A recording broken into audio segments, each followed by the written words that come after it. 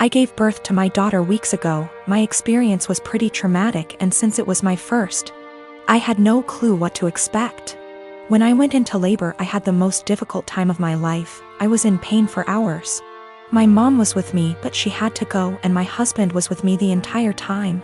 I did something so embarrassing in the delivery room. I pooped myself, which was unexpected and I don't know, but it was embarrassing, and although my medical team were very professional about it, my husband couldn't help himself and started laughing about it later and even telling my family about it, but they didn't react. Just didn't find it funny, and neither did I. In fact, I found it embarrassing, and I already told him to stop bringing it up, especially when he started joking about getting me diapers for my opsies. It got really tiring and chipped away from my self-esteem and confidence. We were with his parents celebrating New Year's Eve together when I excused myself to the bathroom. While I was getting up, he made a quick remark and said, "Oh, yeah, you should go quickly because we don't want any accidents just like the one we had at the hospital. You know what I mean?" While blinking at me. His family actually laughed, and brother-in-law commented, "Good one." I was astonished and so angry and ashamed. I literally just lost it on him and yelled at the top of my lungs, calling him a cruel and insensitive jerk, to be using the difficult experience of birthing his child as a joking matter and humiliating me in front of everybody. He was shocked, staring back at me and not saying a word. All went silent, and I just stormed off to the bathroom till we left, and that was when he snapped, saying I messed up by talking to him like that in front of his family during dinner. I said I couldn't hold my tongue for that long, and after he kept joking about an embarrassing thing when I told him to stop. He said he was just joking, and I went overboard with my reaction, and also, I should have sucked it up and waited till we got home so we could address this privately, and I could even yell at him as long as I wanted. We argued about it after we got home, and he kept saying I humiliated him in front of his family during the celebratory evening by being petty and trying to one-up him. He even said I should have laughed along, not fly off the handle licks that. It's a complex situation, but I'll do my best to explain. I have a bio son, Leo, 16, from my previous relationship. I married his stepmom, who is a mother of 2 boys, Connor, 20, deceased, and Derek, 12. I've never had the pleasure to meet Connor, who tragically passed away from a motorcycle accident. Derek was so devastated by this loss, and although it's been years, he's still pretty much grieving.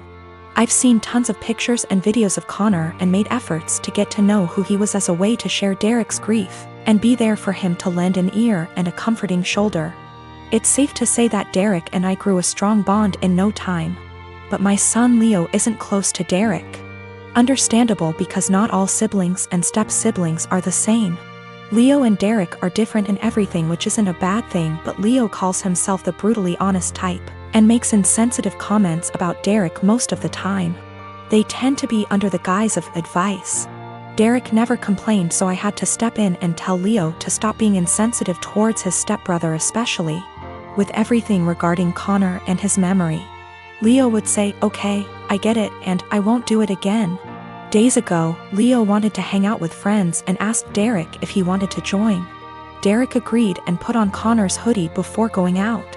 Leo commented on the hoodie and called it ugly and asked him to put on something else, but Derek insisted on wearing it or not go. Leo dropped it. Hours later, Derek came home crying with his hoodie in hand. He said Leo and friends cut it into pieces while he was in the bathroom after they convinced him to take it off. I was furious. I asked Leo, and he said it was his friend's idea, then said he had to do it since Derek wears it everywhere, and it looked old and embarrassing. I reminded him who this hoodie belonged to, and he said, "So what? Maybe this will help him move on in life." I told him his birthday was cancelled and his friends aren't welcome anymore. He pitched a fit saying his birthday was a right, not a privilege, and I can't cancel it. He had my ex criticize my decision and wanted to host his birthday party, but I refused because he's grounded, so no party anywhere. She and her family called me awful and ridiculous and asked me to think how Leo will hate me for this, but I insisted he needed punishment for putting his stepbrother through this. My boyfriend and I have been together about a year, and when our city implemented lockdown for the virus, he decided to quarantine with me at my apartment, as I live alone and have a nicer apartment and he has several roommates. Mostly it has been going well, and thankfully we both still have jobs. Except in the first few weeks I started noticing that the bathroom floor was suddenly always wet around the toilet. The sink is across the room from the toilet, so it's unlikely to be from the sink. At first I thought it might be water, but soon realized that it was definitely pee. I asked boyfriend about it nicely, and he apologized and said sometimes he has bad aim. I asked him to try a little harder, and he said sure. The floor continued to be frequently spattered with piss. And a few weeks later I confronted him about it again because I think it's pretty gross to step in his pee several times a week. And it seems like an easy thing to fix. If he misses the toilet, I think the very least he could do is make sure to wipe it up with toilet paper or a Clorox wipe. The cleaning supplies even live in a cabinet directly over the toilet. He said sure, sorry, he would try to remember to do that. Another week has passed, and while maybe he's doing this sometimes, I've continued to step in splatters of his pee and wipe it off the floor and clean the floor several times a week. I thought about asking him to just pee into the bathtub or something instead. Because I don't understand how you can pee on the floor by accident so often and not notice and not clean it up.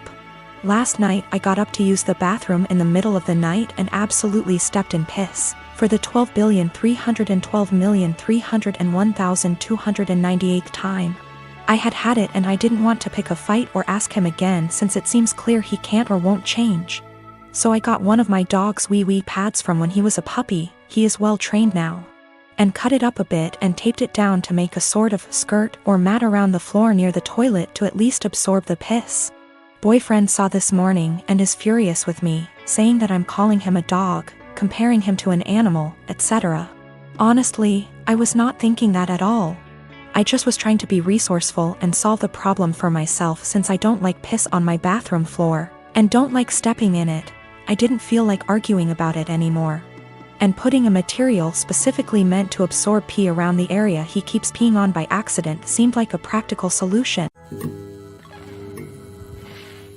I had a 1967 Impala 4-door that I bought in February 2019. A couple months ago I bought my first house that had a 2.5 car garage.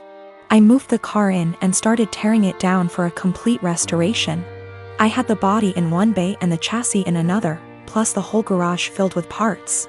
About 2 months ago my girlfriend came to live with me during this whole crisis and the whole time has hated that car. She wants to park in the garage, but I have 2 acres of land with a lot of nice places to park under shady trees or hell, even in the barn if it has to be inside.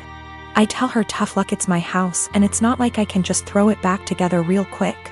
Anyways, I was out of town for a couple days on a business trip for the small local company I work for. When I got back, my girlfriend was all smiles. Making me food all the time, doing all the chores, all that. I thought maybe she just was happy to have me home, but then I realized that I didn't see her car in its usual spot. I asked her where she parked so I could make sure I mow that area and keep it clean, and she said not to worry because she parked in the garage. I asked how and she told me to go check it out. Turns out that while I was gone she hired some people to come over and move everything related to that car, including the drivetrain, body, and chassis and all parts, and take it to the local dump / scrapyard. I was absolutely dumbfounded.